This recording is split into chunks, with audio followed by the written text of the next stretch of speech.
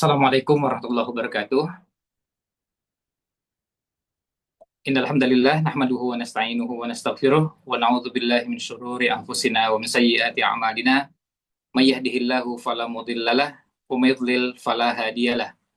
Wa asyhadu an la ilaha illallah wahdahu la syarikalah wa asyhadu anna Muhammadan abduhu wa rasuluh. Allahumma shalli wa sallim ala nabiyyina Muhammad wa ala alihi wa sahbihi ajma'in amma ba'd.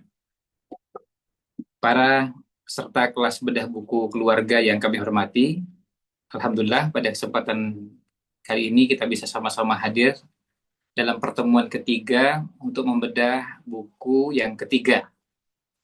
Buku yang ketiga adalah buku yang judul aslinya Asasiyatun fil Iqtisadil Manzili. Asasiyat artinya hal-hal yang menjadi pondasi, pokok-pokok, asas-asas dalam ekonomi rumah tangga atau dalam mengelola ekonomi rumah tangga.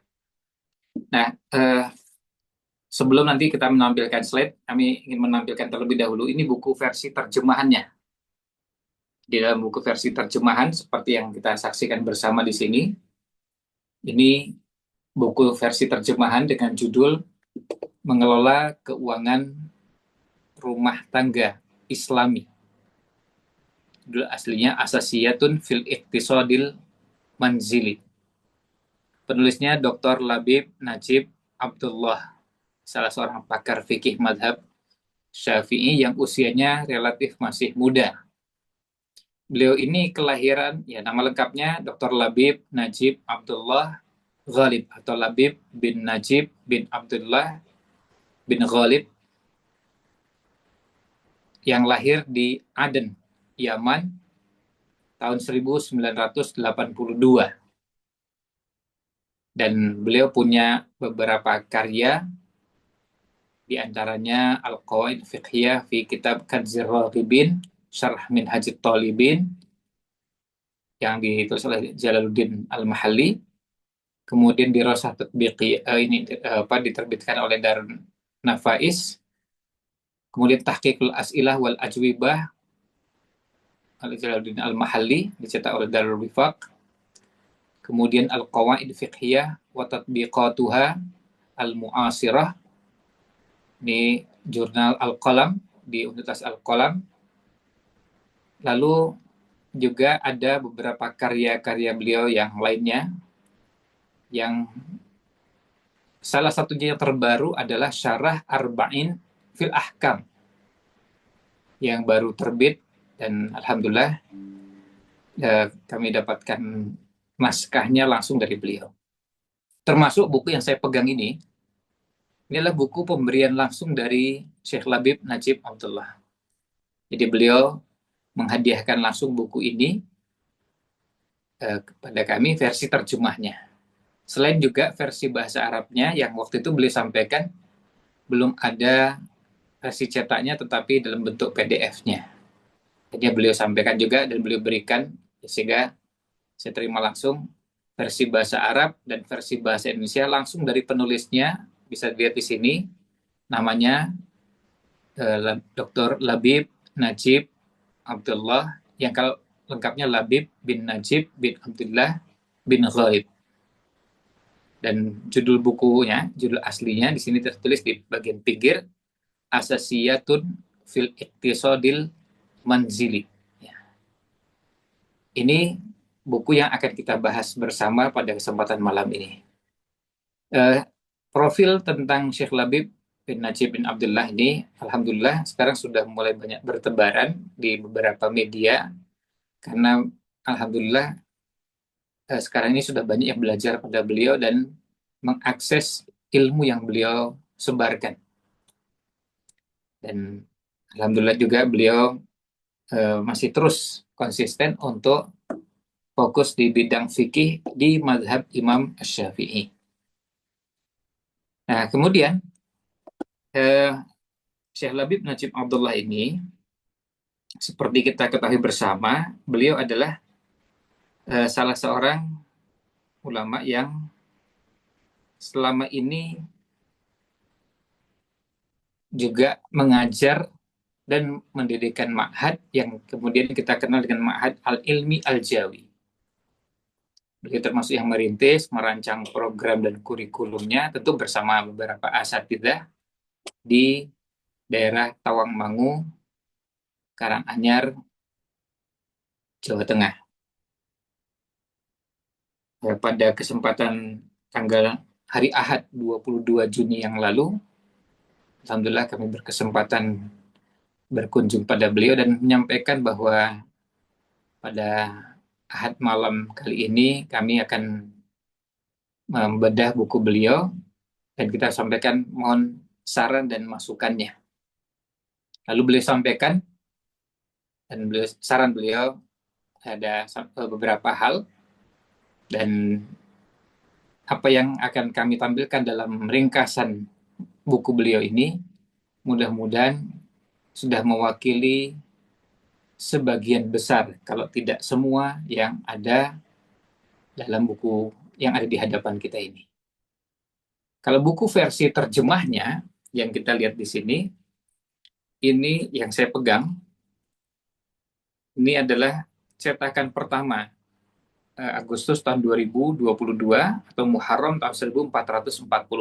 Jadi kalau sekarang bulan Muharram tahun 1447, itu artinya 3 tahun yang lalu. 3 tahun yang lalu dan ini cetakan pertamanya. Kebetulan ketika kami berkunjung hari Ahad 22 Juni yang lalu, kemudian beliau ketika kita tanya, beliau sampaikan bahwa saat ini cetakan versi terjemahannya stoknya sedang habis di percetakannya. Sehingga beliau sampaikan bahwa untuk sementara memang stok di percetakan tidak ada, sehingga yang memungkinkan dicari adalah di beberapa toko buku yang masih punya stok atau yang menjual baik yang online maupun offline. Itu yang mungkin masih tersedia. Sementara kalau di percetakan sendiri sudah habis dan saya mencoba untuk mengecek lewat jalur yang lain dan memang ternyata benar memang versi terjemahannya ini sedang habis. Nah, buku ini termasuk buku yang menurut saya sangat bagus untuk kita, bagi para bapak, ibu, para orang tua, untuk supaya punya pemahaman tentang mengelola ekonomi rumah tangga. Dan buku ini buku yang termasuk sangat ringkas, ya, ulasannya hanya sekitar 120-an halaman, ya. Sekitar 124 halaman. Jadi untuk ukuran buku tentu bukan buku yang tebal, bukan buku yang sangat tebal, bahkan ya tergolong tipis ya. Nah, hanya 124 halaman kira-kira. Dan di bagian akhir itu, kalau materinya sendiri hanya cuma sampai 112, kemudian berikutnya itu berisi tabel mulai bulan Januari sampai dengan Desember. Ada catatan pemasukan, catatan pengeluaran, sumber pendapatan, lalu nominalnya, ya semacam pembukuan untuk keuangan rumah tangga kita. Sekedar salah satu model bagaimana terapan dalam kehidupan rumah tangga kita.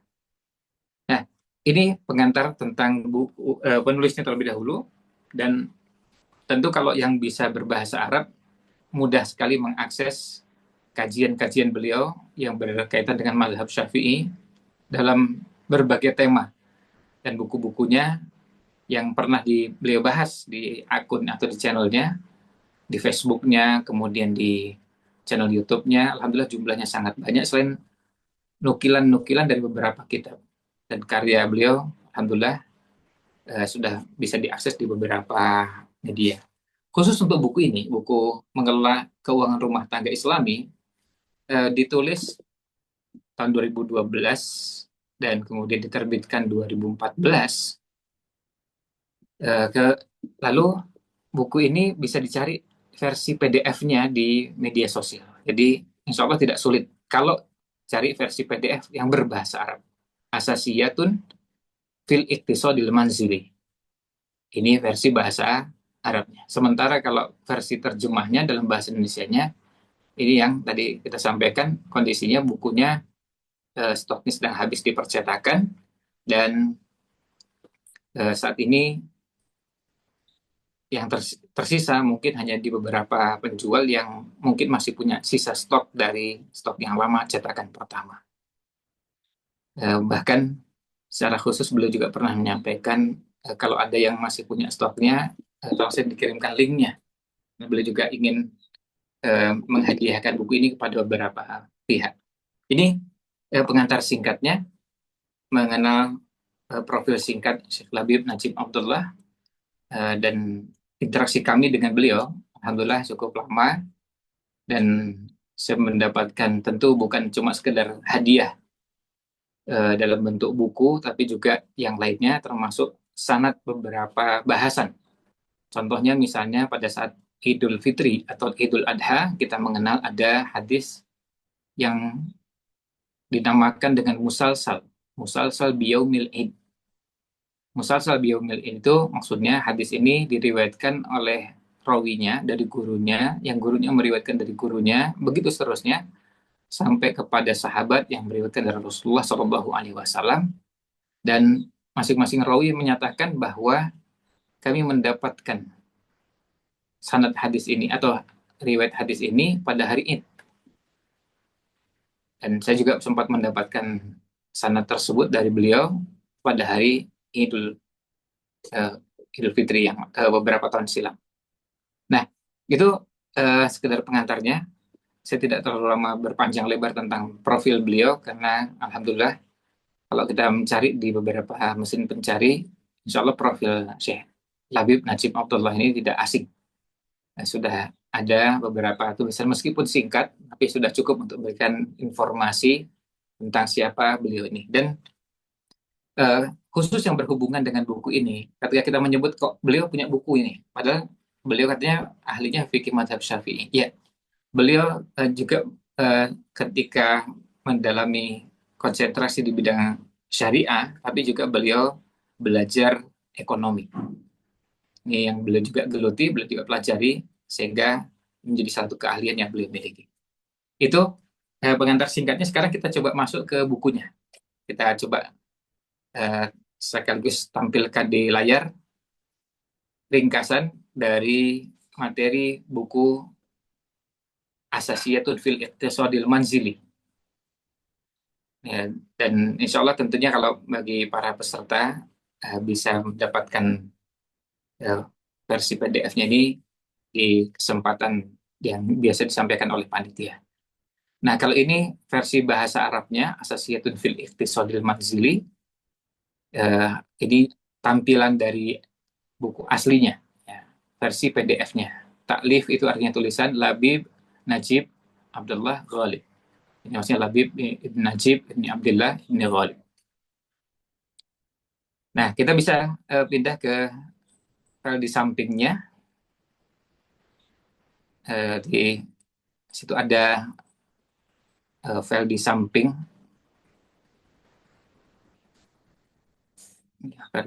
Bisa geser di samping. Itu ada file ringkasan dari mengelola ekonomi atau mengelola keuangan rumah tangga Islami.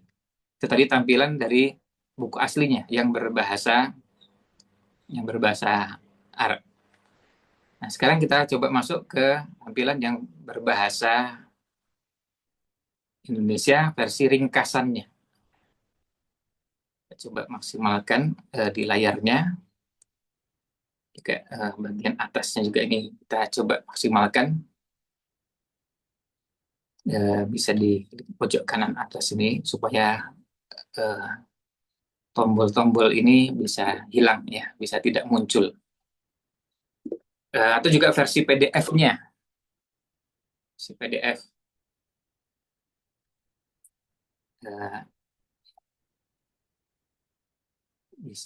Ya. Nah, ringkasan ini kita buat dari buku tadi buku Asasiyatun fil Iqtisadil Manzili, atau yang diterjemahkan dengan mengelola keuangan rumah tangga Islami.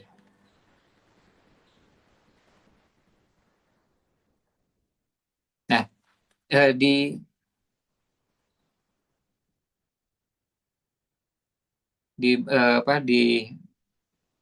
buku yang ada tersebut, kita bisa lihat, kita ya, ini ya, tampilannya, ini versi bahasa Arabnya dan sampingnya versi terjemahnya. Kita bisa langsung ke belakang saja. Nah, ya, kita coba tampilkan, mudah-mudahan bisa tampil dalam ukuran yang besar, ya maksimal. Bisa langsung ke bawah, kita langsung ke materinya saja supaya menghemat waktu ya. Kita mulai dari pengantar. Ya. Pengantar. Nah, kita bisa lihat bahwa ekonomi rumah tangga memegang peran penting dalam sistem ekonomi suatu bangsa. Nah, sebagai unit terkecil masyarakat, pola konsumsi dan produksi keluarga turut membentuk karakter ekonomi nasional. Jadi, pendapatan rumah tangga atau cara rumah tangga mengelola ini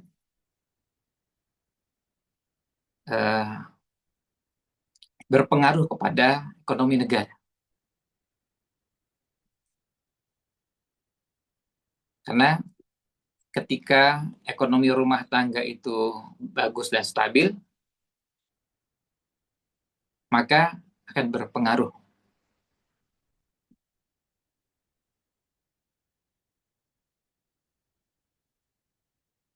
Nah, ini yang kita bisa lihat. Kemudian bisa langsung ke paragraf berikutnya.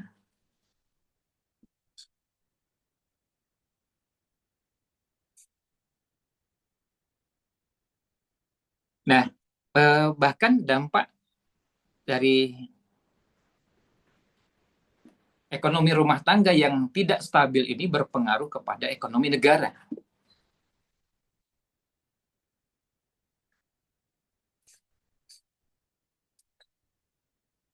Ya, perilaku ekonomi keluarga juga mempengaruhi anggotanya yang berkontribusi dalam membentuk karakter ekonomi individu, ya, yang ini menjadikan pengaruhnya ketika itu berpengaruh kepada tadi di rumah tangga, berpengaruh kepada masyarakat, masyarakat berpengaruh kepada negara. Bisa geser ke bawahnya. Nah, dari uraian di atas, ya, maka kita bisa lihat, ya, bisa geser ke bawah. Jelaslah betapa besarnya peran keluarga dalam memengaruhi ekonomi makro, ekonomi negara ini. Agar dampak ini positif dan bermuara pada kemaslahatan umum. Selaras dengan maqasid syariah dan prinsip dasar ekonomi Islam. Nah, ini buku panduan singkat ini disusun tujuannya mengubah penerapan ekonomi Islam dari sekedar tradisi menjadi ibadah. Maksudnya, bagi kita yang sudah pernah belajar bagaimana mengelola keuangan, kita ingin punya panduan syariat, dan ini dilakukan dalam rangka ibadah. Ya, sekaligus meluruskan kesalahpahaman bahwa syariat mendorong praktek ekonomi yang keliru atau yang salah. Maka ini bagian dari tanggung jawabnya. Ya, kita share lagi ke bawah.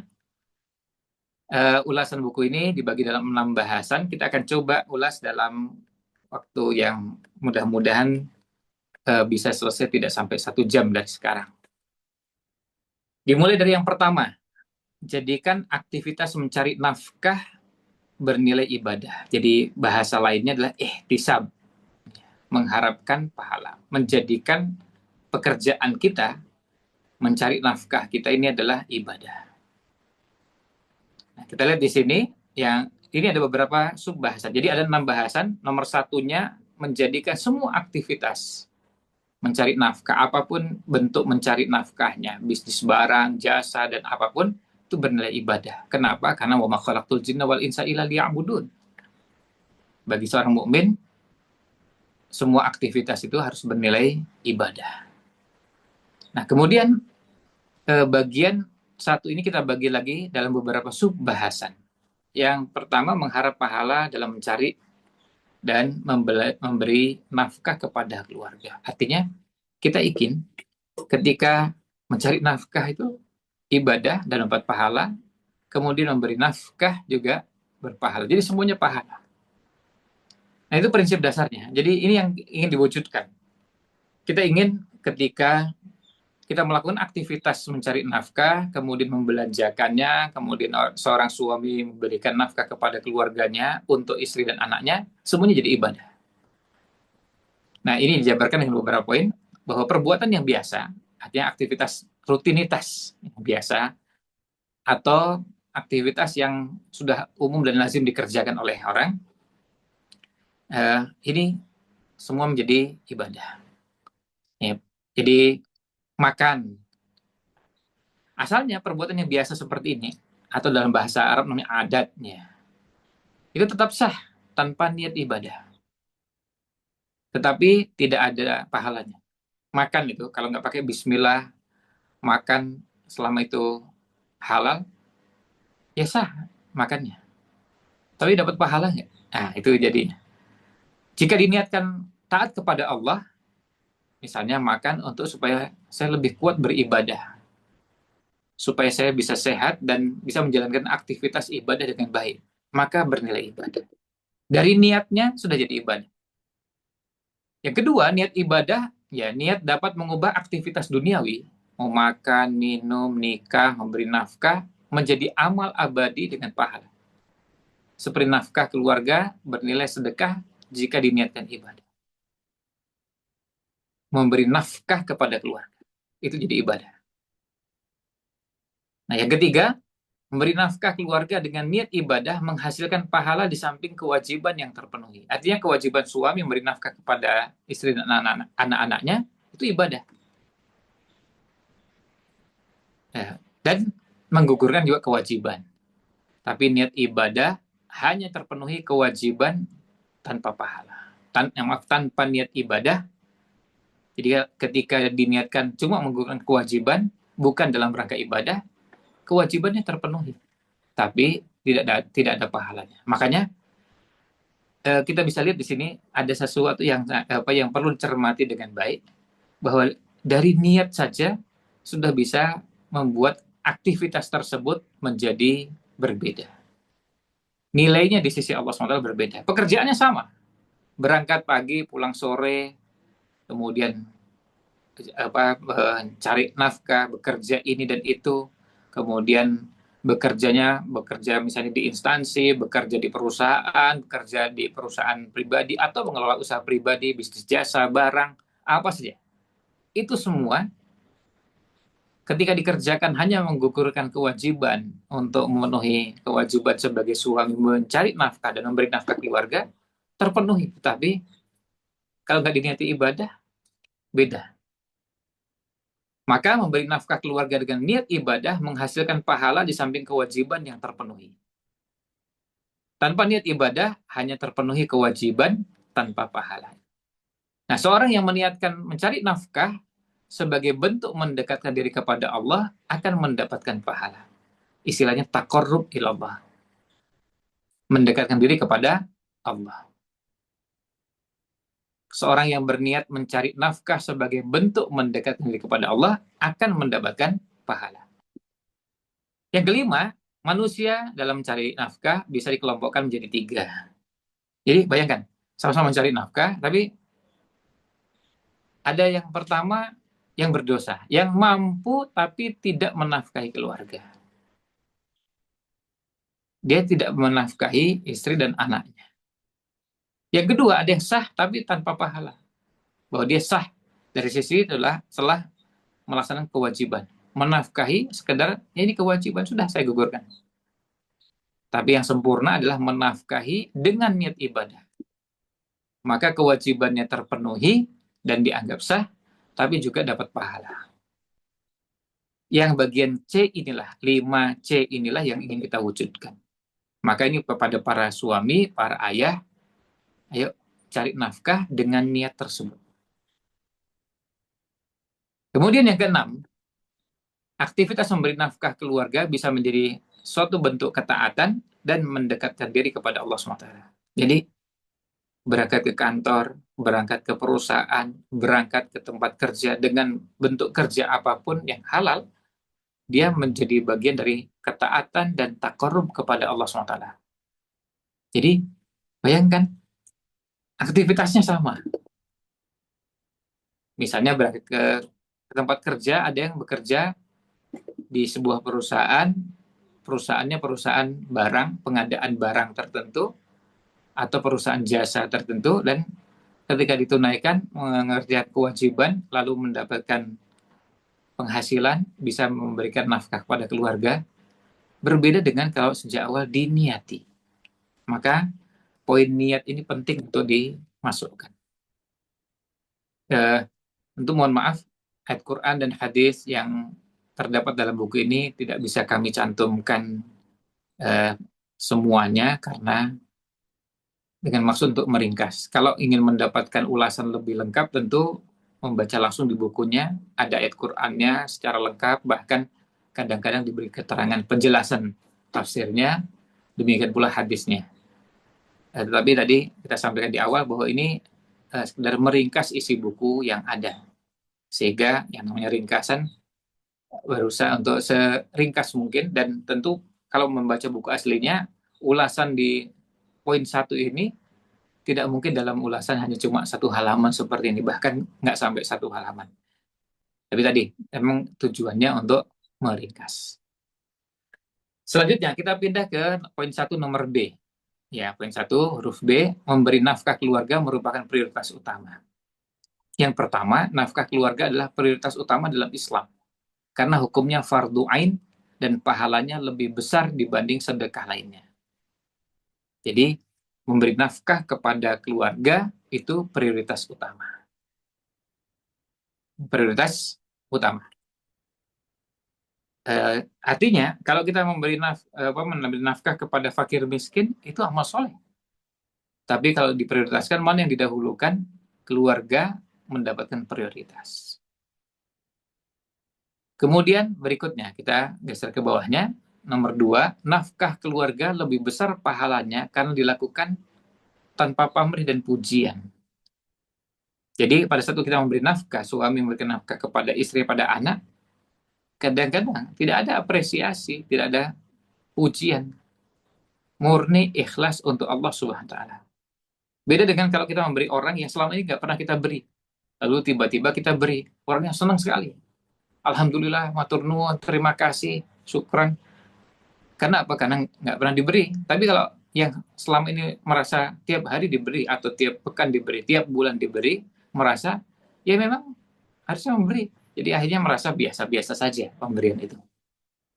Nah, ini sisi kedua, sehingga keikhlasan itu bisa lebih terjaga karena memang niatnya karena Allah SWT. Bukan mengharapkan pujian dari istri dan anak-anak, tetapi diniatkan karena Allah SWT. Berikutnya, kita pindah ke halaman berikutnya. Yang C. Yang C ini, Islam adalah agama yang menganjurkan kita untuk bekerja dan berusaha. Kita cari ayat Quran, cari hadis, cari kisah, semuanya menjelaskan hal tersebut. Nah, penjabarannya, nomor pertama, C nomor 1, semangat meraih pahala, mendorong seorang ayah untuk giat bekerja guna memenuhi kebutuhan keluarga. Ini artinya ada motivasi, ada semangat yang kuat. Semangat untuk mencari nafkah. Semangat untuk bekerja. Dan ada pahala yang bisa didapatkan. Karena ketika pahala didapatkan dengan mencari nafkah, kan dapat dua-duanya. Dapat menggugurkan kewajiban, memenuhi kewajiban memberi nafkah, tapi juga dapat pahala. Akhirnya apa? Jadi giat bekerja. Karena ada pahalanya. Jadi orang berangkat ke kantor, berangkat ke perusahaan, berangkat keluar rumah dari misalnya yang keluarnya pagi, karena sekarang ini ada yang bekerja juga di waktu siang, bekerja di waktu sore. Ya, misalnya yang di rumah sakit yang paling gampang. Ada yang shiftnya dapatnya pagi, ada yang dapatnya siang, dapat sore, terserah dari shift yang ada. Intinya bentuk-bentuk bekerjanya apapun, ketika pekerjaannya halal, pekerjaan yang baik, maka bisa dapat pahala. Dan jadi tambah semangat karena apa? Saya melakukan ini, saya dapat pahala.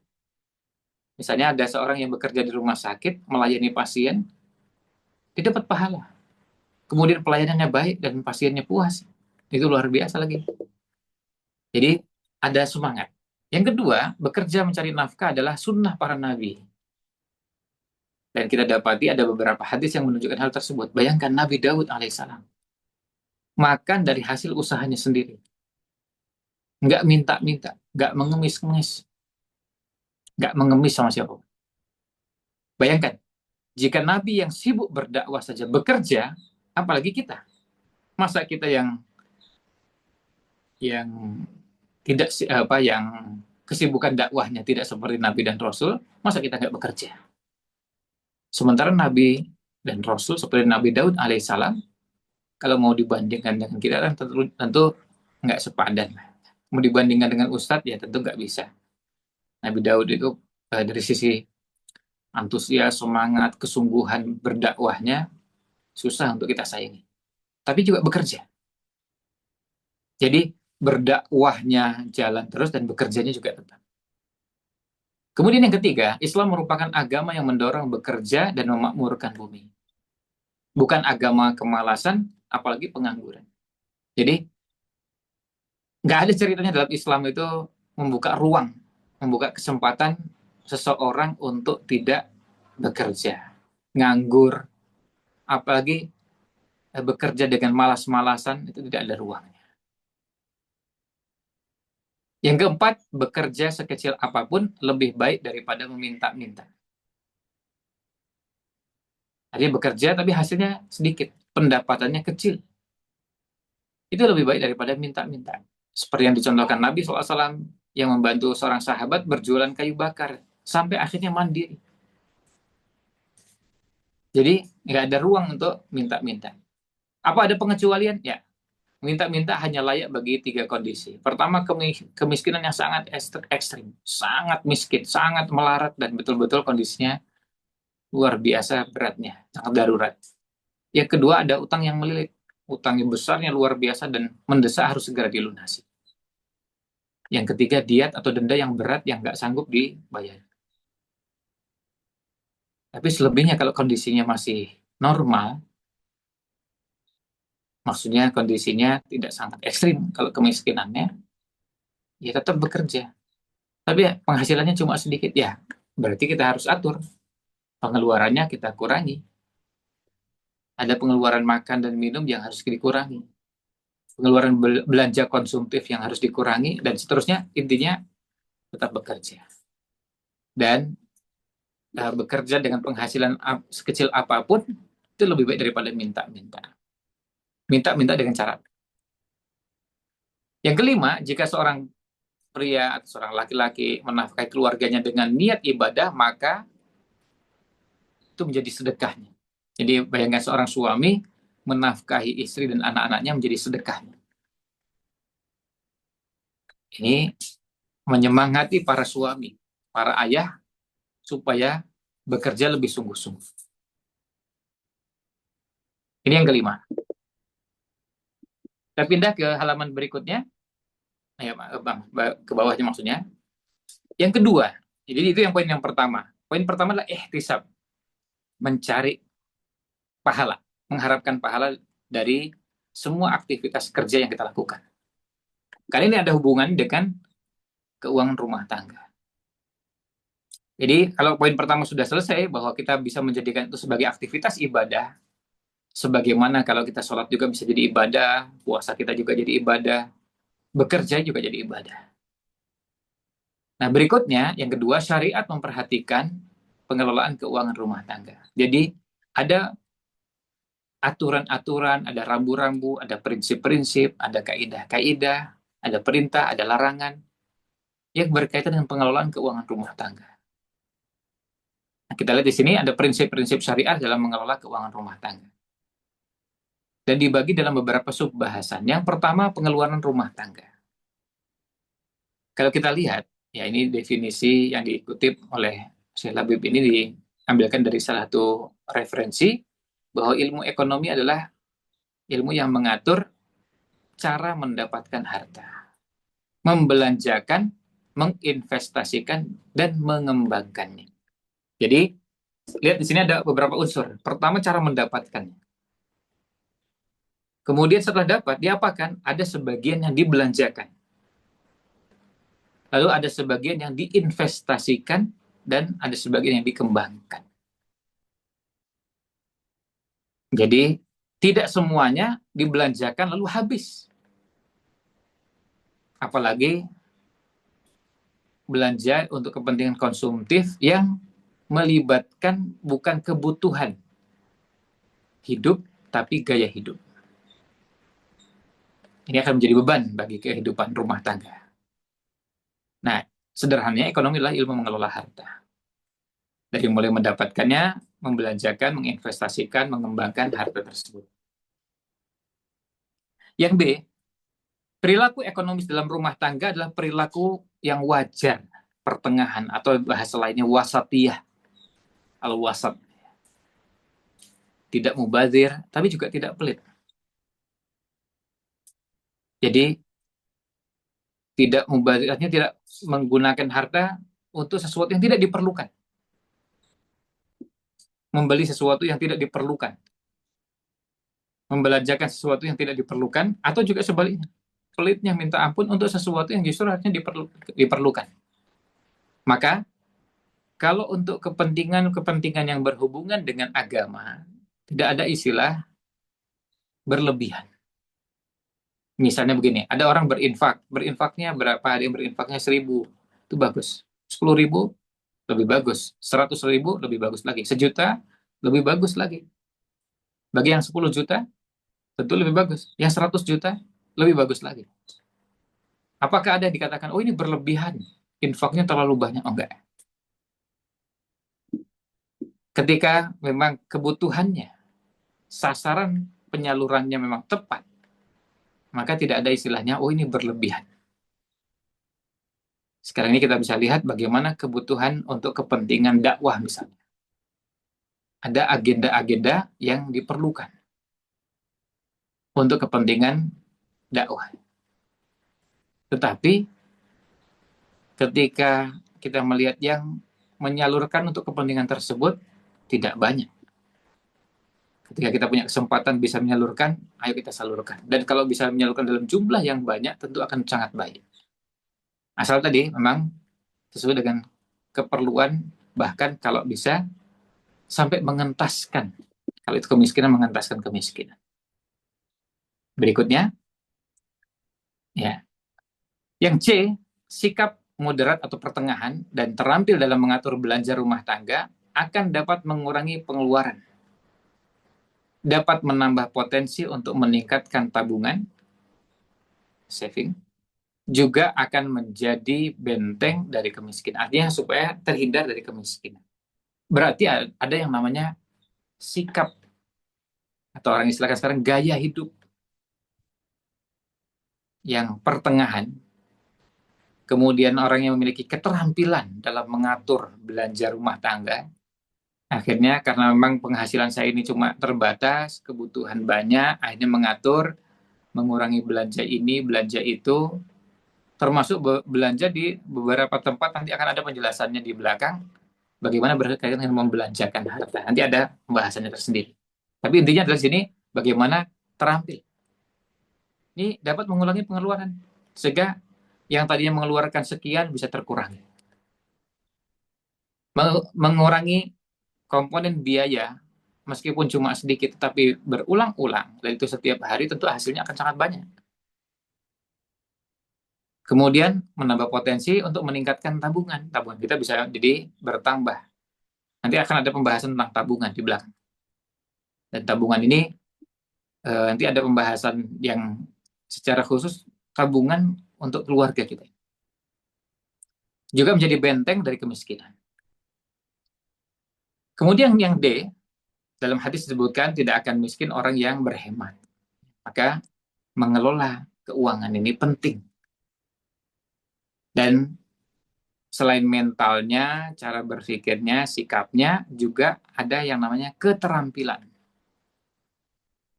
Ada keterampilan yang nanti masing-masing orang bisa menyesuaikan dengan keterampilan itu disalurkan untuk bagian mana, untuk apa. Nah, itu untuk poin pertama. Sekarang yang kedua, lalu bagaimana caranya agar ekonomis dalam mengatur belanja rumah tangga? Nanti yang A, prinsip ekonomis dalam mengatur belanja rumah tangga bisa diwujudkan melalui hal-hal berikut ini. Yang pertama, buat anggaran rumah tangga dengan menyesuaikan pengeluaran. Menyesuaikan pengeluaran terhadap pemasukan. Nantinya apa? Pemasukan kita cuma sekian, pengeluarannya disesuaikan. Harus menghemat ya, bukan sebaliknya.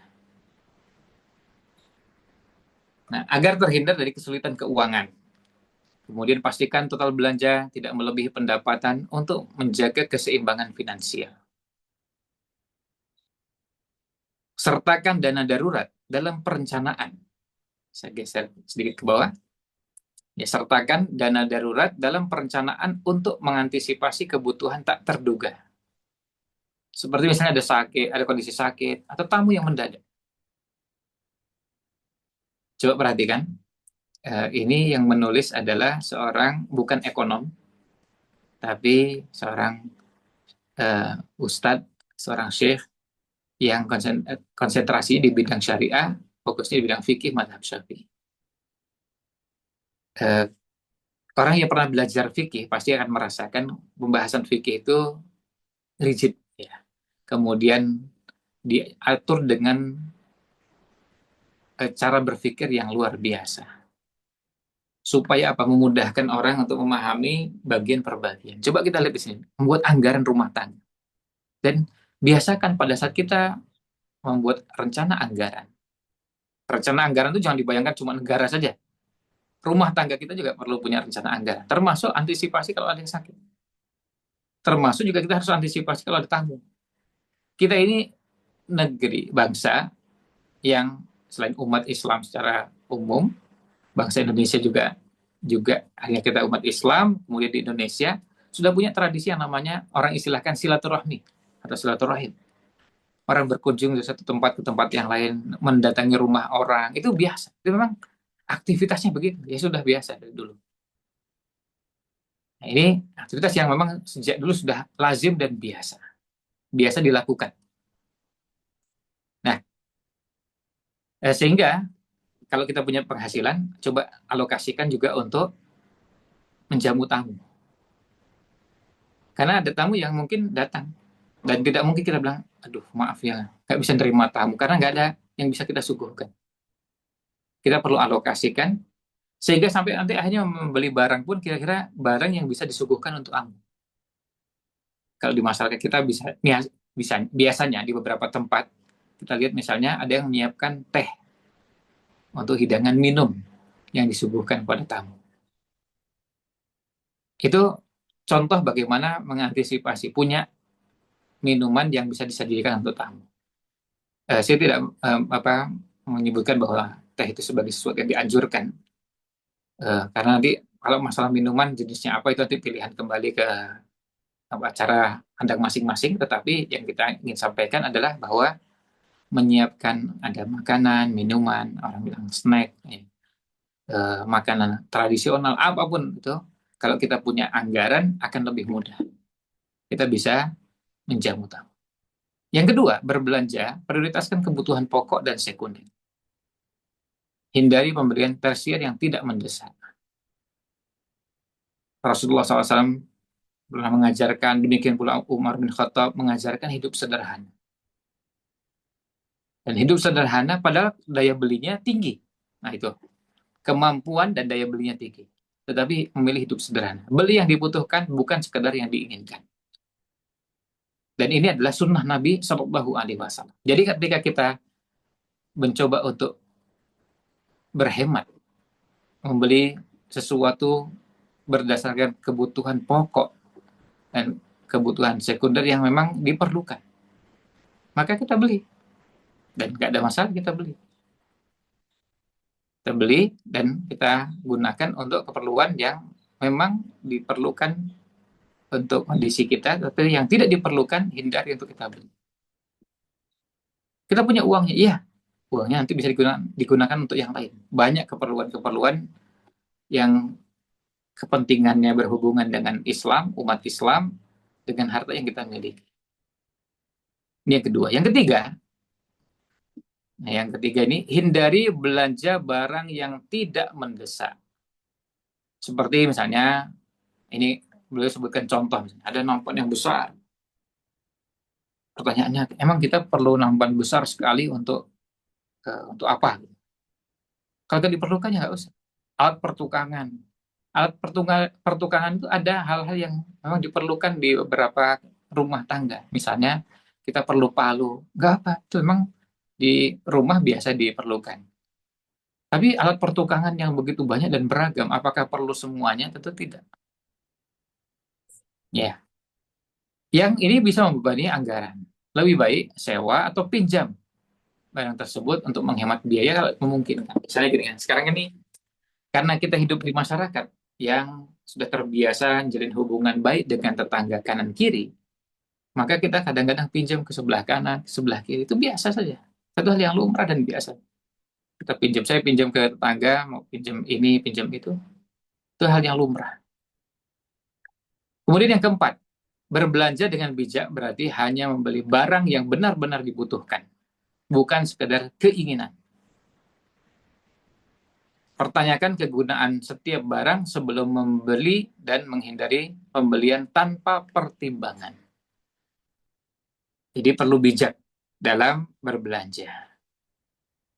Kalau dibutuhkan, nggak ada masalah. Nah, terus gimana bentuknya? Nah, ini ada penjabarannya yang beliau berikan tipsnya. Misalnya yang A, tulis daftar barang yang ingin dibeli. Dan jangan membeli yang di luar kebutuhan. Yang A. Yang B, tentukan perkiraan harga dari barang-barang yang Anda beli agar tahu perubahan harga dari barang-barang tersebut. Kemudian yang C, bawa uang belanja sejumlah sesuai yang ada dalam daftar tersebut. Ya, kira-kira lebih sedikit ya. Begini, kadang-kadang ada sebagian orang, ya ini tipe orang bisa berbeda-beda. Ada orang dengan tipe, kalau merasa di kantongnya masih banyak uang, terus di depannya masih banyak barang yang bisa dibeli, lalu bernafsu ingin membeli barang-barang tersebut. Padahal nggak diperlukan. Tapi di kantong saya masih ada uang, uangnya masih sisa banyak. Persoalannya bukan itu. Bukan persoalan menunjukkan bahwa saya mampu tidak mampu. Diperlukan apa enggak. Kemudian yang D, pilih waktu dan tempat yang sesuai untuk belanja. Kadang-kadang ada waktu belanja yang bagus untuk kita semua. Ada yang namanya diskon, ada yang namanya tempat yang menjual barang lebih murah dari yang lain.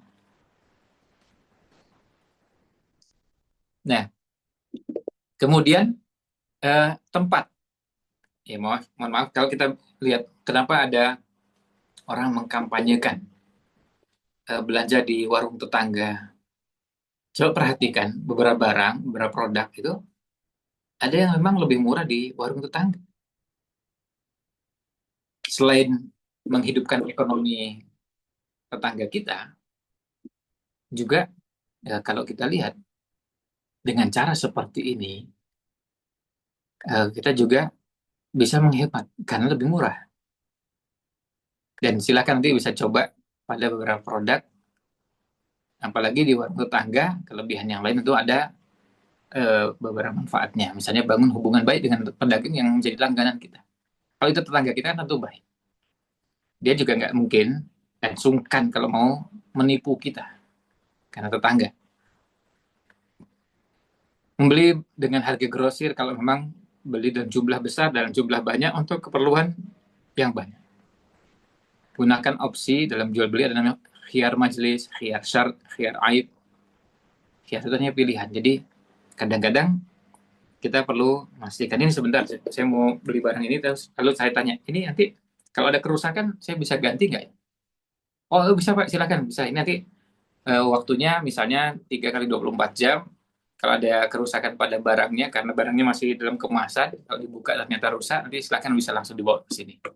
Itu berarti ada aibnya, ada cacat pada barang tersebut, nanti kita bisa bisa kembalikan dan kita tukarkan. Kemudian berikutnya yang kelima, memanfaatkan barang-barang yang masih bisa digunakan. Kadang-kadang ada barang-barang yang sebetulnya tidak rusak, cuma barang lama. Masih bisa digunakan, masih. Manfaatkan. Kemudian, menghindari berlebihan dalam makan dan minum. Kadang-kadang berlebihan itu artinya beli makan dalam jumlah dan porsi yang berlebihan, sementara sebetulnya kita tidak perlu. Jika ada makanan sisa, maka bisa dilakukan menyimpannya hingga saat dibutuhkan, mendekahkan kepada orang yang membutuhkan, atau memberikannya pada, misalnya pada hewan. Ini sudah nggak bisa dimakan lagi, misalnya ada sisa, kalau di kita ada sisa nasi, oh ada ayam, misalnya. Ada sisa makanan ini, ada kucing. Nah itu contoh memberikannya kepada hewan. Ya, tentu masing-masing negara, masing-masing daerah, wilayah, tempat bisa beda-beda. Karena tentu yang tinggal di kota sulit mungkin menemukan ada ayam ya di rumah tetangganya. Tidak semuanya begitu. Beda dengan kalau kita di kampung, kita biasa bertemu dengan beberapa tetangga yang memelihara beberapa hewan. Berikutnya, yang B, jika prinsip-prinsip di atas dilakukan satu persatu, maka akan terlihat perubahan positif.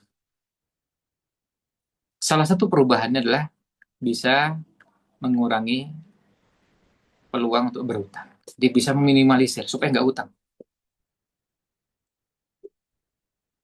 Kalau yang sedang berhutang bisa melunasi hutangnya.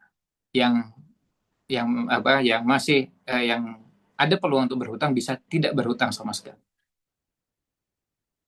Karena apa? Karena membelanjakan dengan cermat itu juga bagian dari cara mengatur keuangan.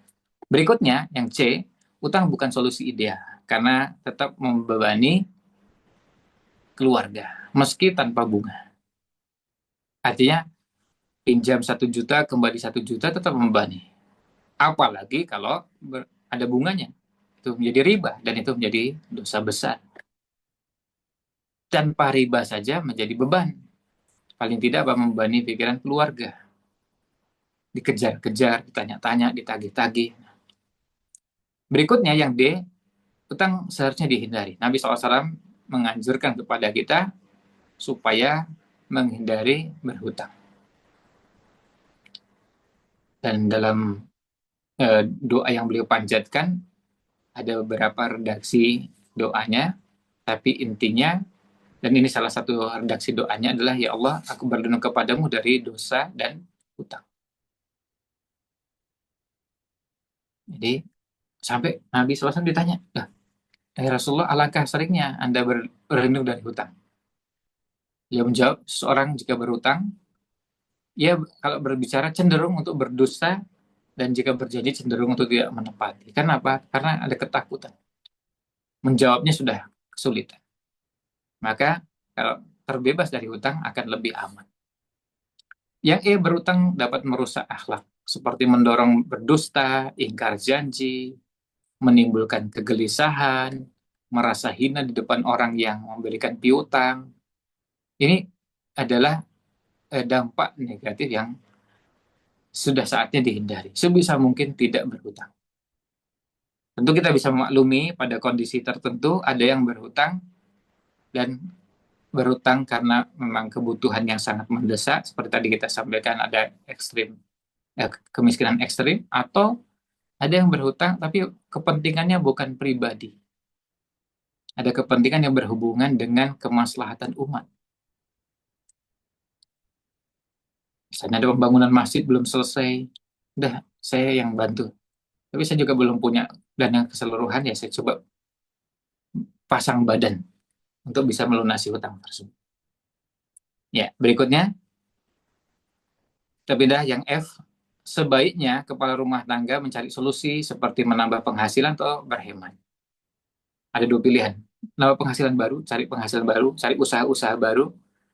Ini tadi perlunya kita kreatif. Atau berhemat. Pengeluaran ini itu dikurangi.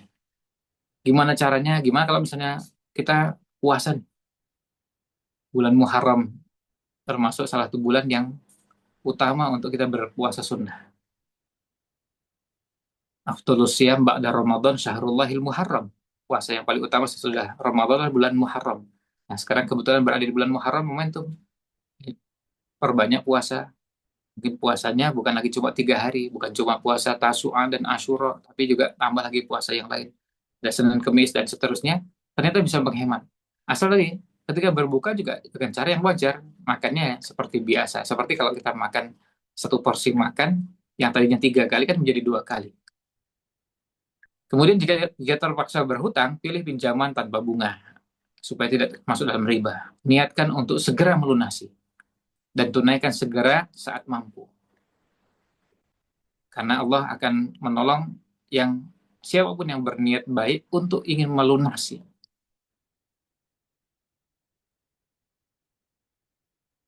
Kemudian yang G, menunda bayar hutang, ini termasuk perbuatan haram. Ini termasuk perbuatan yang dilarang. Matlul ghaniyyi dzulmun. Menunda pelunasan adalah bentuk kezaliman. Ini yang kedua. Ini berkaitan dengan rambu-rambu syariat. Sekarang kita masuk yang ketiga, tabungan keluarga. Ada beberapa subbahasan. Yang A, pentingnya menabung bagi ekonomi rumah tangga. Manfaatnya banyak. Ini dimulai dari penjelasan pengertian menabung. Ya, menabung itu menyembunyikan, menyimpan sesuatu untuk digunakan saat dibutuhkan. Namanya menabung. Jadi kita simpan dan kita tidak tampakkan atau kita sembunyikan, kita simpan untuk saatnya diperlukan, nah kita gunakan.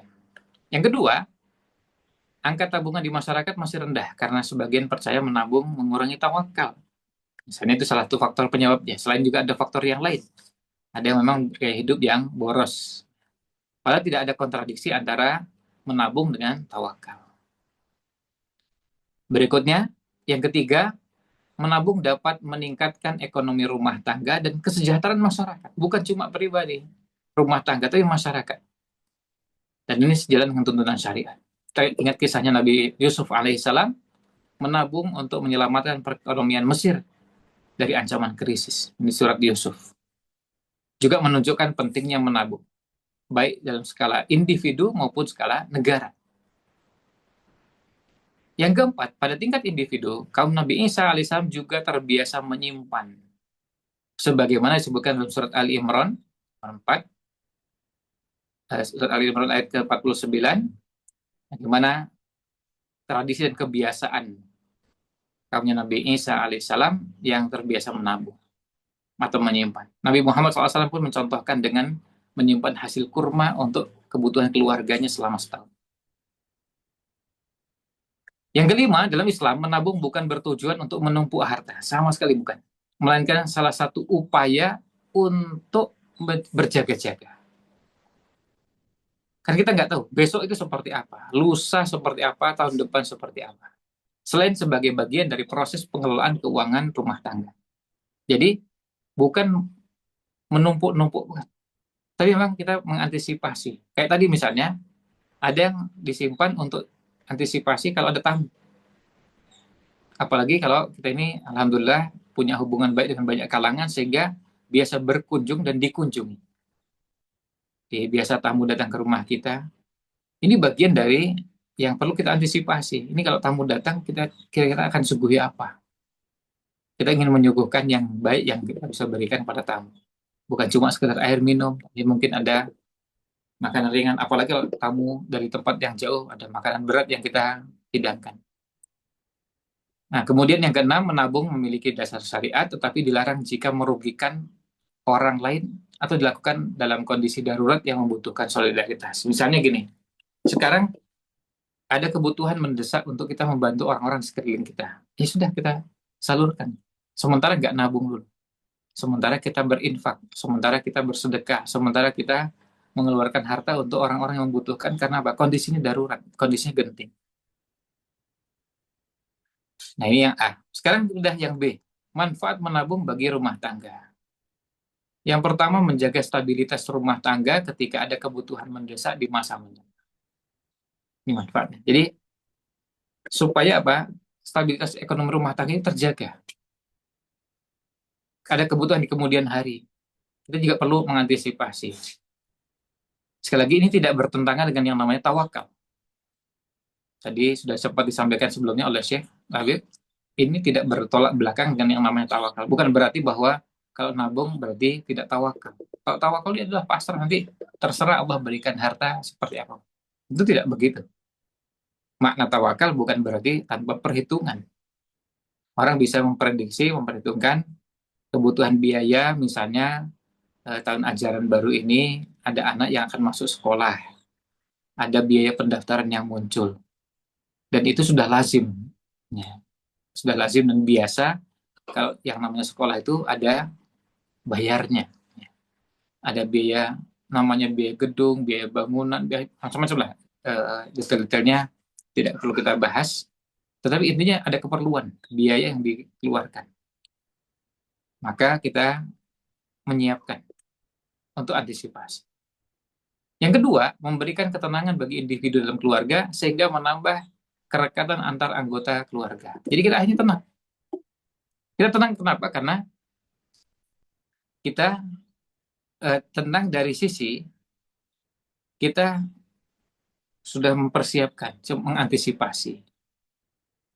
Sekali lagi ini bukan berarti tidak tawakal. Tawakal itu artinya kita ada usaha dan kita setelah itu berdoa, pasrahkan pada Allah SWT. Ketika anak harus sekolah, ada biaya yang harus kita siapkan, ya kita siapkan. Bukan lalu tidak kita siapkan, kemudian kita bilang, ya tawakal aja. Ini dapat dari mana? Ya, nggak tahu, biar Allah carikan jalannya. Sebab ini sudah jelas di depan mata ini. Ini tahun ajaran baru akan mulai. Kemudian masuk sekolah akan segera dilaksanakan. Biaya akan ada yang muncul, maka ada yang kita keluarkan. Yang ketiga, meningkatkan taraf hidup keluarga melalui hasil investasi dan tabungan. Nah, tabungan yang lalu diinvestasikan juga ini jadi peluang membuat kita bisa meningkatkan taraf hidup. Yang keempat, membantu anak cucu agar berhasil di kehidupan mereka. Dan ini dibenarkan, dibolehkan. Tapi juga ada nanti, jangan dibenturkan, berarti nanti fokusnya cuma mempersiapkan harta, tapi tidak mempersiapkan iman, tentu tidak begitu cara berpikirnya. Pembahasan yang berhubungan nanti dengan bagaimana memberikan bekal kepada anak cucu. Bekal iman, bekal pemahaman agama, bekal pengetahuan, itu investasi yang juga perlu ditanamkan pada anak-anak. Tapi pembahasannya sekarang ini kita sedang fokus pada mengelola keuangan rumah tangga Islami. Nah, nanti pembahasan yang berhubungan dengan menanamkan iman, itu ada pembahasannya di tempat yang lain. Dan ini tidak dibenturkan, karena dua-duanya sama-sama penting. Cuma sekarang membahas apa. Sama seperti kalau kita sekarang mengatakan, kalau kita memberikan perhatian pada fisik kita, perlu punya perhatian pada kesehatan. Iya. Tapi nggak cukup itu. Kesehatan mental juga penting. Iya. Semuanya penting. Jadi, tidak dibentur-benturkan, lalu akhirnya kehilangan kemampuan untuk memberikan sikap proporsional pada bahasan-bahasan tersebut. Ini yang B. Yang C, dari mana sumber dana tabungan? Nah, kalau kita lihat sumbernya, ada pendapatan rutin dan ada pendapatan tidak rutin. Pendapatan rutin macam-macam. Pendapatan rutin itu ada harian, pekanan, bulanan, tahunan, atau sebelum tahunan, semesteran, tahunan, itu macam-macam. Kemudian ada pendapatan tidak rutin. Bisa warisan, hibah, hadiah, dan yang lainnya. Kemudian ada jadi tabungan itu adalah pendapatan dikurangi pengeluaran konsumtif. Maka kita bisa menabung. Sekarang masuk yang D, cara menabung. Ada beberapa cara menabung, ada yang sifatnya individu, ada yang ini komunitas atau kelompok. Kalau individu ya masing-masing pribadi, masing-masing nabung dengan caranya sendiri. Oh, saya nabungnya menggunakan dulu namanya celengan. Celengannya bentuknya apa? Nah, macam-macam. Tapi ada yang modelnya arisan, ada yang modelnya lagi, dan seterusnya. Ini dan pembahasan tentang arisan dengan seperti ini oleh Syekh Labib dikatakan bahwa cara seperti ini diperbolehkan. Jadi bisa dicek pada buku aslinya, Asasiyatun fil Iqtisadil Manzili, dan versi terjemahannya mengelola keuangan rumah tangga Islami. Kemudian yang E, bagaimana cara rumah tangga menjaga tabungan mereka? Nah, kita lihat di sini, kita lihat yang huruf E, sedikit geser pada halaman berikutnya. Masing-masing rumah tangga bisa berbeda cara menjaga tabungannya. Yang umum dalam bentuk uang. Tapi punya kelemahan, kalau nabung dalam bentuk uang, terkena inflasi. Kemudian ekonomi juga lesu karena uang tidak berputar, menghambat investasi, dan juga menghambat lapangan kerja. Jadi bisa menambah pengangguran karena orang cuma menahan uangnya. Apalagi kalau yang uangnya dalam jumlah yang sangat banyak disimpan di sebuah berangkas, di sebuah rumah, di sebuah, dan itu dan angkanya misalnya sampai triliunan. Nah, kemudian yang kedua menyimpan dalam bentuk emas. Yang pertama uang, yang kedua dalam bentuk emas, yang ketiga dalam bentuk investasi. Investasi saham, menabung di bank syariah melalui skema akad mudharabah, membuat usaha-usaha mikro, atau bikin usaha rumah tangga. Nah, usaha rumah tangga apa nanti masing-masing rumah tangga punya cara sendiri mengelola keuangannya. Ini yang ketiga. Sekarang kita masuk yang keempat, bisnis, usaha, dan ekonomi rumah tangga. Nah, wa idza qudiyatis shalah fantashiru fil ard wabtagu min fadlillah. Apabila telah ditunaikan sholat, maka bertebaranlah kalian di muka bumi dan carilah karunia Allah Subhanahu wa taala. Cari karunia Allah itu dengan cara apa? Bekerja. Bekerjanya dengan cara apa? Nah, itu yang kerjanya bisa bermacam-macam. Dan mulai yang A, konsep dan urgensi usaha rumah tangga. Di usaha rumah tangga adalah bisnis produktif berbasis rumah. Biasanya dimiliki individu yang memperkuat ikatan keluarga dan masyarakat. Dan kenapa usaha atau bisnis proyek usaha rumah tangga ini penting? Karena yang pertama penyangga ekonomi nasional. Yang kedua menguatkan hubungan antar individu keluarga. Jadi hubungannya bukan cuma sekedar pas makan bareng, tapi karena ada usaha bareng, ayo kita saling menguatkan. Memperbaiki ekonomi rumah tangga dan menambah sumber pendapatan. Kemudian memenuhi kebutuhan masyarakat dari penghasilan rumah tangga. Yang kelima, ikut berkontribusi dalam pemberdayaan wanita. Karena apa? Kita dengan kita menabung, punya usaha, maaf. Yang kita punya usaha, akhirnya apa? Yang diberdayakan bukan cuma laki-laki, perempuan juga bisa terlibat. Karena kalau usahanya di rumah tangga, perempuan juga bisa terlibat, ibu bisa terlibat, anak-anak yang putri juga bisa terlibat. Terlibatnya bagaimana? Nanti tinggal diatur, tergantung jenis usahanya. Ini adalah pemberdayaan kaum wanita. Ya, berikutnya kita lihat lanjutannya. Ya, yang keenam, penanaman nilai tentang wawasan investasi bagi anak-anak. Ini juga penting. Paling tidak, mulai dikenalkan ada yang namanya investasi. Investasi apa? Nah, ini eh, yang terkait dengan yang A. Yang B, pandangan Islam terhadap usaha rumah tangga. Islam mendorong usaha rumah tangga karena manfaatnya bagi individu, keluarga, dan masyarakat. Jelas bermanfaat. Dan sesuatu yang bermanfaat itu didorong dalam Islam. Bahkan di zaman Nabi Shallallahu Alaihi Wasallam beberapa keluarga mengandalkannya sebagai sumber penghasilan utama. Artinya sumber penghasilannya dari usaha di rumah. Dalam Sahih Ibnu Hibban disebutkan dari istrinya Abdullah bin Mas'ud yang juga ibu dari hamba sahihnya. Ia merupakan seorang wanita yang terampil membuat sesuatu. Abdullah bin Mas'ud tidak memiliki banyak harta, maka istrinya itulah yang menanggung nafkahnya dan anak-anaknya dari hasil pekerjaannya tersebut. Istrinya itu juga pernah mengatakan, demi Allah, kamu dan anak-anakmu membuatku tidak bisa bersedekah. Sedikit geser. Ya, kemudian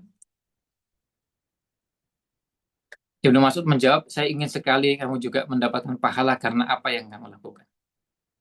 Mereka berdua kemudian bertanya kepada Rasulullah SAW, wahai Rasulullah, saya adalah wanita yang memiliki keterampilan tertentu, yang kemudian saya menjual hasilnya, sedangkan suami dan anak itu tidak memiliki apapun, sehingga hasilnya digunakan untuk mereka, tidak untuk sedekah.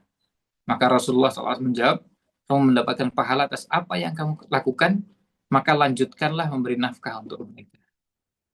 Ini juga fenomena dan contoh yang bisa melibatkan kaum wanita. Ada yang kasusnya sampai seperti ini. Nah, kemudian kita lihat lanjutannya, pemerintah, LSM, harus fokus pada dukungan nyata pada UMKM, rumah tangga, bahkan ya bukan sekedar bantuan sesaat, melainkan pendampingan dan solusi berkelanjutan. Sebagaimana contohkan Nabi SAW, bantuan harus tepat sasaran dan sistemik, seperti penguatan lembaga keuangan mikro untuk memutus rantai kemiskinan hingga ke akar. Bukan bermain-main data, kemudian memanipulasi, atau cuma mengolah-olah data yang akhirnya angka kemiskinannya diturunkan supaya jumlah yang miskin kelihatan sedikit. Tapi tetap gimana caranya ada langkah-langkah nyata untuk supaya bisa mengentaskan kemiskinan. Bukan gimmick, bukan pencitraan, bukan memanipulasi data, tapi betul-betul menyelesaikan kemiskinan. Ayo kita sama-sama. Ya. Yang C, sumber-sumber pembiayaan usaha rumah tangga. Ini bisa dari kelebihan dana, bisa jadi, ya ini artinya usaha rumah tangga ini hemat biaya, tapi perhitungan dana harus tepat. Kelebihan dana bisa jadi beban, kekurangan bisa menegakkan operasional. Maka perlu efisiensi syar'i, sesuai kebutuhan real, tidak berlebihan tapi juga tidak kurang. Ya, berikutnya. Nah, sumber pembiayaan usaha rumah tangga ini ada tabungan pribadi, kemudian musyarakah, kemitraan, kemudian ada pinjaman non formal, ada lembaga keuangan, tapi tadi yang tanpa riba, yang kalau kemudian nanti kita, nah ini masuk ke bahasan berikutnya, stratifikasi pembiayaan usaha berdasarkan siklus bisnis rumah tangga. Ini tahapan-tahapannya, fasenya. Yang pertama, yang nomor 1, fase startup atau pendirian. Dimulai dari tahap awal ini, bisa jadi modalnya tabungan pribadi, atau ada kemitraan, musyarakah, atau ada pinjaman lunak personal yang tanpa bunga untuk merintis usaha. Ini startup, pendirian. Pada saat operasionalnya, bisa jadi pinjaman bank, lembaga keuangan syariah, atau yang lainnya, tapi tadi cari yang tidak menggunakan bunga. Kemudian yang ketiga, fase ekspansi. Nah, ini kombinasi antara ekuitas dan utang, kemudian labanya ditahan, contohnya usaha rumah yang nanti dengan cara seperti itu, ketika keuntungannya ditahan, supaya tidak langsung dibelanjakan dan dikelola dengan baik. Nah, ketika kadang-kadang ekspansi itu memerlukan suntikan dana, maka ada yang perlu berkolaborasi dengan pihak lain. Bisa jadi tidak dalam bentuk hutang, tapi dalam bentuk bisa bekerja sama pihak-pihak tertentu. Kemudian contoh-contoh usaha rumah tangga, ada usaha dari keterampilan tangan seperti ukiran kayu, ukiran tembaga, tembikar olahan tangan, dengan melukis dengan tangan, ya, misalnya melukis pemandangan alam, melukis tanaman, tumbuh-tumbuhan, laut, dan seterusnya. Usaha di bidang jasa, ada jasa penyewaan telepon lah, komputer, internet, reparasi HP, alat elektronik, cukur, rias pengantin, jahit, kursus menulis, kursus pidato, rumah tahfidz, taman kanak-kanak, dan seterusnya. Ini saya di bidang jasa, maksudnya tentu nanti pembahasan detailnya perlu ada ulasan tersendiri. Misalnya rumah tahfidz, maksudnya bukan lembaga rumah tahfidznya, tapi bisa jadi kita memberikan jasa pada bagian tertentu bekerja sama dengan rumah tafid pada unit-unit yang bisa dikelola. Ada usaha produktif, garment, kemudian pembuatan sepatu dan seterusnya. Usaha di bidang pertanian, ada peternakan, ini juga bisa bermacam-macam. Yang berikutnya, ya. Nah, poin yang kelima adalah wanita dan, ini mohon maaf ini salah ketik, wanita dan ekonomi rumah tangga. Uh, kita masuk langsung ke huruf A, saya geser. Ya, peran wanita dalam ekonomi rumah tangga.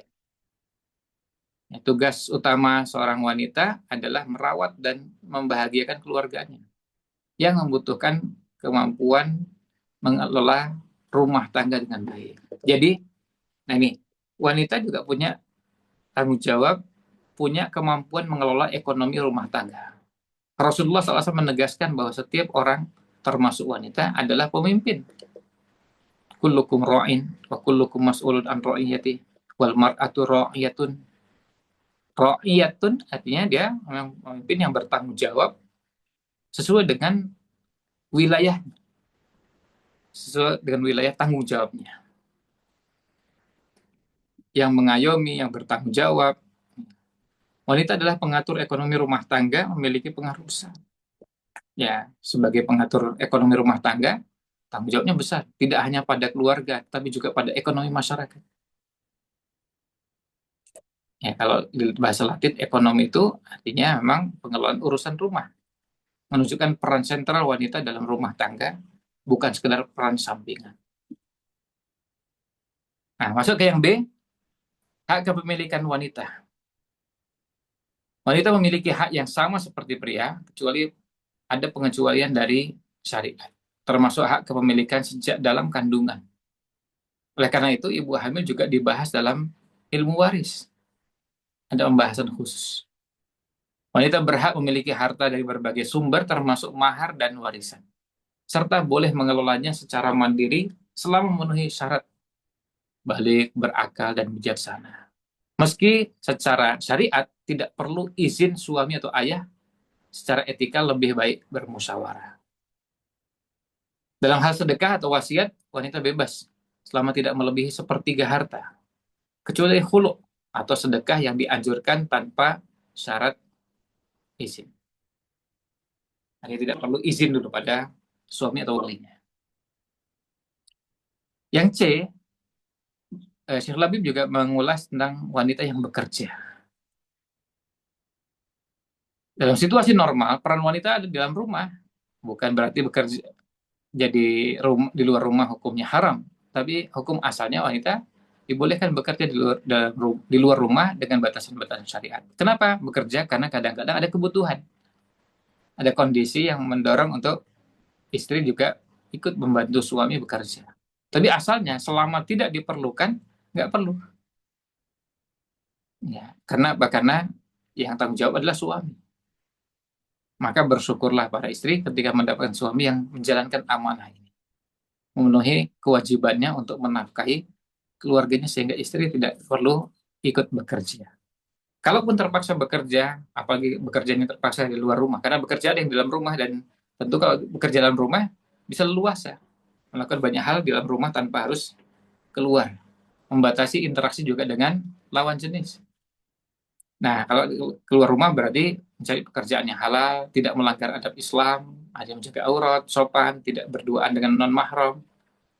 Kemudian yang ketiga, tidak mengabaikan kewajiban utama, itu merawat istri dan merawat suami, ini sebagai kewajiban istri, merawat, bertanggung jawab pada suami dan anak. Juga mendapatkan izin dari suami atau orang tua jika diperlukan. Kalau masih sendirian berarti dapat izin dari orang tua. Kalau punya suami mendapatkan izin dari suami. Nah, kemudian yang D, gaji wanita, ya, ini hak penuh atas penghasilan. Jadi, dia begitu seorang wanita bekerja dan punya penghasilan, maka itu menjadi hak sepenuhnya wanita.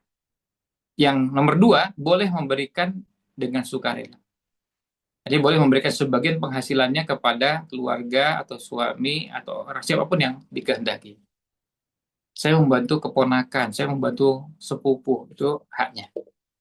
Syarat suami dan sikap bijak. Maksudnya suami boleh meminta kompensasi dari gaji istri sebagai izin bekerja dengan kesepakatan.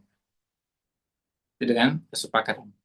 Istri dianjurkan membantu suami yang kesulitan finansial dengan niat sedekah dan pahala. Seperti kisahnya Zainab binti Mas'ud. Ya.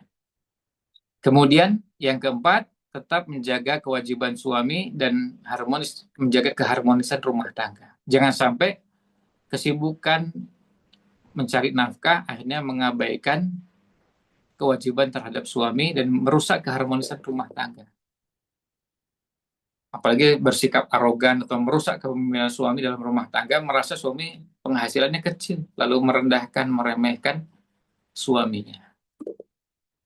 Ya, berikutnya, Mas, yang sedekah oleh istri dari harta suaminya.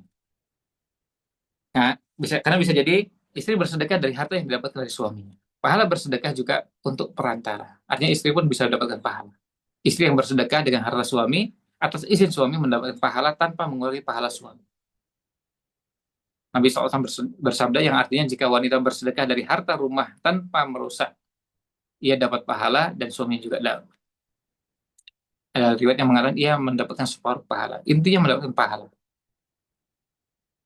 Yang kedua, syarat izin suami. Izin jelas. Jadi suami mengatakan sedekahkan uang ini untuk orang miskin.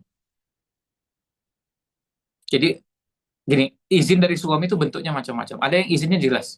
Saya izinkan. Ya. Jadi kalimat sedekahkanlah uang ini untuk. Itu artinya sorry, jelas. Yang kedua, izin yang ini berdasarkan apa?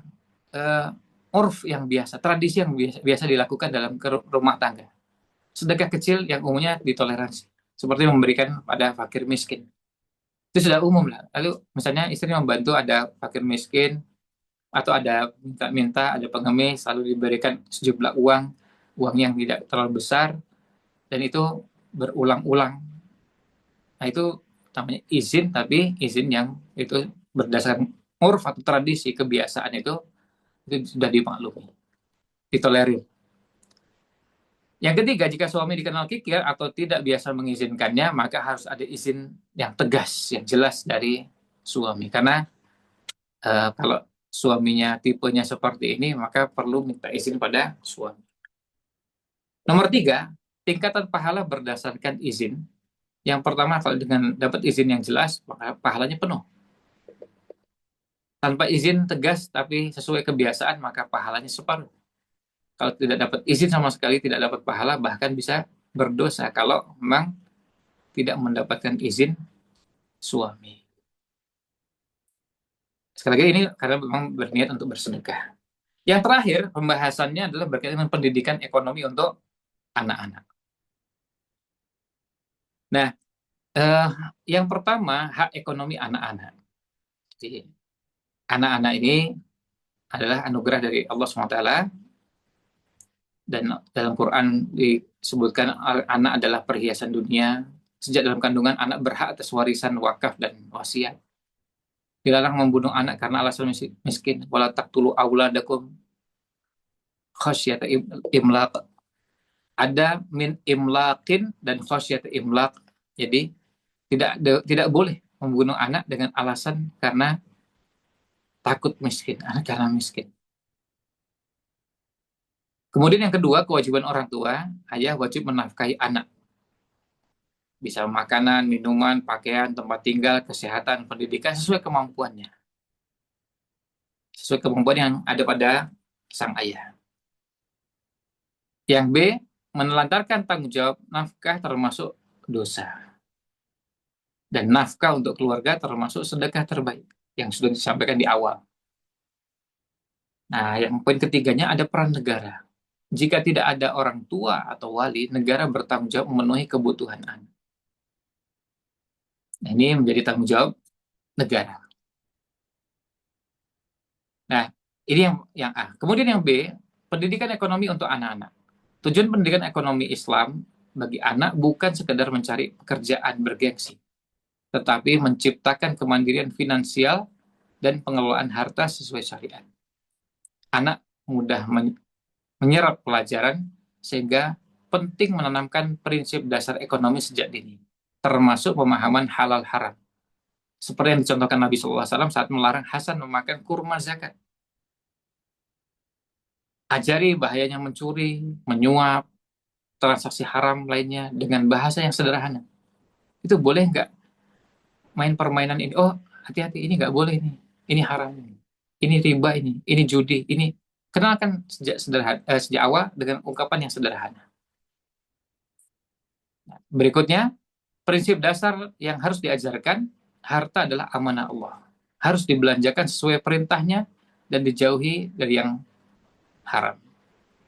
Yang kedua, hidup sederhana. Tidak berlebihan meski kaya, seperti sabda Nabi SAW. Jangan berlebihan menggunakan air meskipun engkau berada di sungai yang melimpah airnya. Jadi mentang-mentang kalau di sungai berarti kita boleh berlebih-lebihan lalu membuang-buang air yang tidak diperlukan.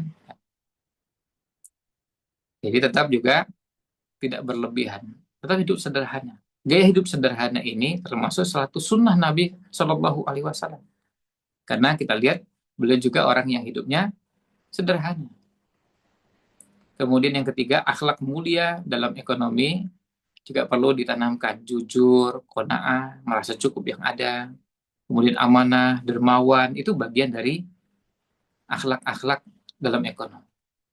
Yang keempat, jauhi sifat kikir, tamak, dan egois. Mikir yang penting pokoknya saya. Yang penting saya dan saya. Keluarga saya. Nah, kemudian yang kelima, mengenal pekerjaan yang haram. Oh, ini nggak boleh, ini pekerjaan haram ini. Dan sejak awal dikenalkan, oh ini ada judi online, ini haram. Ada pinjaman online dengan riba sekian, oh ini haram ini. Dengan bunga sekian, yang ini masuk riba, ini haram ini. Kenalkan meskipun hal-hal yang sederhana. Dan dekat dengan kehidupan sehari-hari. Kemudian yang C, metode pendidikan ekonomi Islam. Ya. Untuk anak-anak itu seperti apa? Yang pertama, keteladanan. Anak itu peniru ulung. Maka, kalau orang tuanya sederhana dan hemat, akan membentuk kebiasaan serupa pada anak. Anak akan memperhatikan orang tuanya sederhana nggak, hemat nggak, atau orang tuanya jor-joran membeli sesuatu yang justru tidak mendidik untuk anak. Yang kedua, penghargaan dan hukuman. Jadi yang pertama keteladanan, yang kedua mungkin penghargaan tapi juga hukuman. Beri pujian saat anak berbagi atau bertanggung jawab. Ketika anak melakukan kebaikan yang berhubungan dengan membelanjakan harta, beri pujian. Berikutnya, beri konsekuensi, misalnya larangan bermain jika mereka bersikap egois atau diberikan sanksi. Tapi sanksi yang sesuai dengan porsi pelanggarannya, supaya nanti mereka jadi belajar. Ini metode kedua. Yang ketiga, tanggung jawab finansial. Ajari menabung untuk keinginan pribadi. Misalnya anak menabung setengah harga mainan. Orang tua menambah sisanya. Nah, kemudian latih prioritas belanja dan hindari memanjakan berlebihan. Kemudian cara yang keempat, cerita edukatif. Gunakan kisah Quran. Misalnya ada Korun. Ceritakan tentang Korun. Cerita tentang pemilik kebun dalam surat Al-Kahfi. Ceritakan kisah Nabi, kisah Rasul, kisah sahabat, kisah tabi'in. Kalau tidak di Quran, yang di hadis juga bisa, kisah para sahabat, kisah para ulama, dan begitu seterusnya. Kenalkan ada yang namanya kejujuran, amanah, qanaah, lalu bagaimana bahayanya tamak, kikir, curang, pelit. Diskusikan nilai cerita dalam kehidupan sehari-hari. Kemudian yang kelima, pendampingan langsung. Nah, pendampingan langsung ini misalnya kalau anak belanja, mengunjungi pasar atau lihat berbagai profesi tukang atau profesi perdagangan yang ada. Misalnya pas belanja, mau beli sesuatu, kalau kita bilang ini barangnya mahal, harganya mahal. Jadi mereka kenal. Sejak kecil mereka kenal, oh ini mahal, ini murah. Kemudian lihat berbagai profesi agar anak melihat, oh ternyata membuat ini tuh caranya begini. Kalau yang di Jogja misalnya, lihat, oh caranya bikin batik itu seperti ini. Nah, tunjukkan penghormatan pada pekerjaan halal dan praktik, ya, praktik transaksi yang jujur. Jadi, apresiasi. penting supaya anak belajar. Yang keenam, musyawarah dan manajemen keuangan. Libatkan anak dalam perencanaan anggaran. Kalau itu untuk hal-hal yang memungkinkan, tergantung usianya.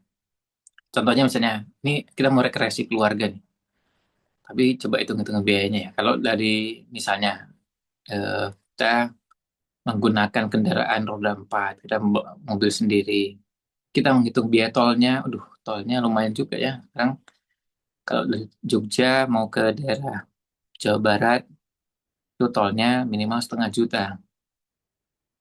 Ya, eh, harus kita siapkan. Tolnya harus nah itu diajak, diajak merencanakan anggaran. Bensinnya berapa ini? Terus berikutnya, eh, lalu yang lainnya adalah minta mereka mengelola dana dan buat laporan keuangan sederhana untuk melatih tanggung jawab. Jadi mereka jadi belajar.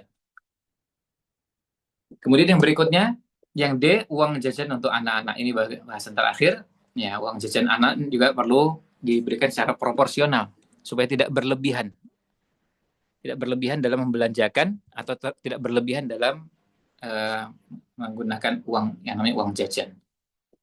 Karena ada yang berlebihan artinya tidak memberi sama sekali, tidak pernah sama sekali, tentu ini tidak pada tempatnya. Juga sesekali diberikan, iya. Tetapi juga ada yang perlu diberikan dan diatur. Ada yang memang belum layak untuk diberi. Ada yang pertimbangannya karena usia, pertimbangannya karena kematangan. Makanya orang tua memiliki pandangan berbeda mengenai uang jajan untuk anak. Ada kelompok yang menolak, menentang sama sekali uang jajan itu tidak perlu diberikan karena ini kebutuhan dasar sudah terpenuhi. Uang saku juga memicu perilaku buruk. Tapi ada kelompok yang berlebihan. Sisi yang berseberangan, ya, yang pada halaman berikutnya, yang memberi uang jajan terlalu banyak, justru berisiko merusak karakter anak. Ya, sikap pertengahannya, beliau, ya penting memberi uang jajan secukupnya untuk menghindari dampak negatif seperti misalnya anak mencuri atau mengambil barang orang lain, meminta-minta karena iri dengan temannya. Ini juga perlu dipertimbangkan, perlu dilihat. Kalau tidak ada kekhawatiran itu tentu dilihat kondisinya, memungkinkan untuk tidak diberi. Kemudian membentuk mental penerima yang bergantung pada orang lain. Ada ungkapan Ibnu Qayyim yang mengatakan sebaiknya orang tua membiasakan anak agar jangan suka menerima pemberian orang lain. Ketika ini menjadi kebiasaan, maka akan menjadi tabiatnya dan ia akan tumbuh menjadi orang yang suka menerima tapi enggan memberi. Justru perlu kita sering didik, kita latih bagaimana memberi orang, bukan menerima dari orang. Nah, tujuannya adalah melatih kemandirian untuk menghindari sikap rendah diri.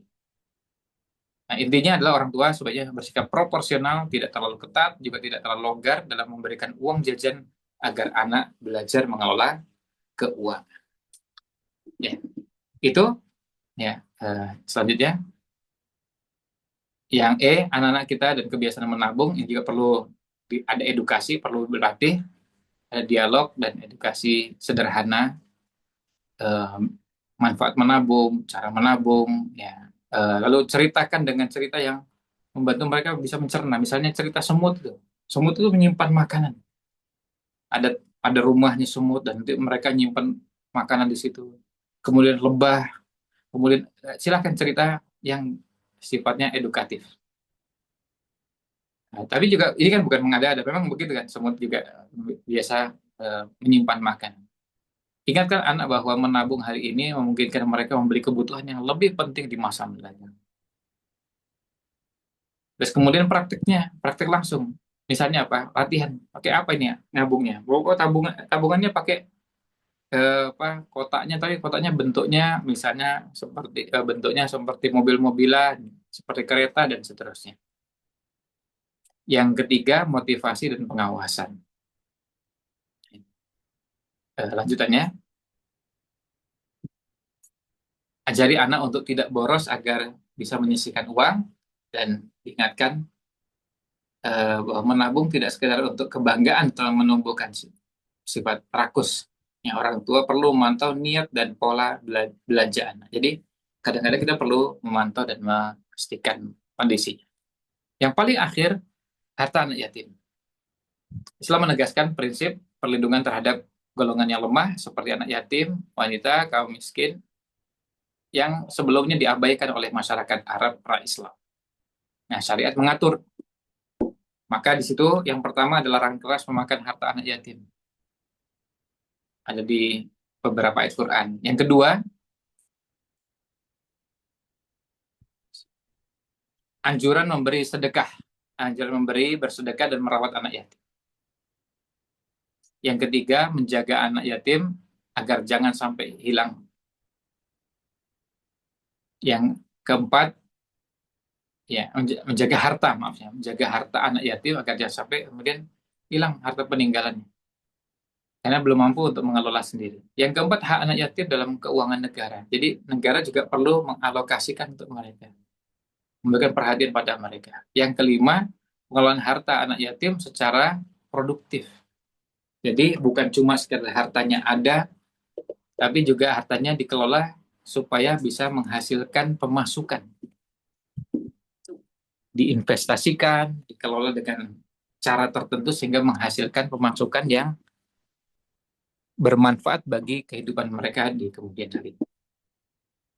Demikian ulasan kita untuk pembahasan yang berkaitan dengan tema ini, dan alhamdulillah sudah selesai dari ringkasan buku ini. Ternyata lumayan cukup panjang, ada sekian halaman, dan nanti tentunya PDF-nya insya Allah akan dibagikan seperti biasanya.